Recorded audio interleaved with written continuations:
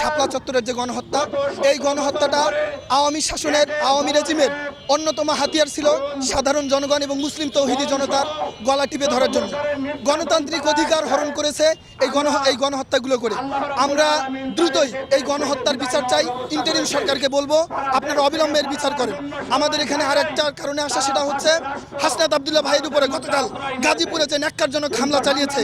আমরা দেখেছি আওয়ামী লীগের লালিত পালিত দোসর, ছাত্রলীগের পথধারী এবং তার কিছু সহযোগী মিলে, সুবিধাবাদী সহযোগী মিলে তার উপরে হামলা করা হয়েছে। আমরা স্পষ্ট ভাষায় বলতে চাই, জুলাই বিপ্লবের মহানায়ক এবং জুলাই যোদ্ধাদেরকে নিয়ে কোনো ধরনের ষড়যন্ত্র, কোনো ধরনের হামলা এই আপামর বাংলাদেশের সাধারণ জনগণ আর মেনে নেবে না। যদি একটা হাসনাত আব্দুল্লাহর কণ্ঠ যদি আপনারা রোধ করতে চান, তাহলে দেখেন আজকে হাজারো হাসনাত আব্দুল্লাহ জন্ম হয়েছে এবং এর প্রতিবাদ আমরা করব এবং বাংলাদেশকে নিয়ে ভবিষ্যতে আর কোনো ষড়যন্ত্র করতে দেব না।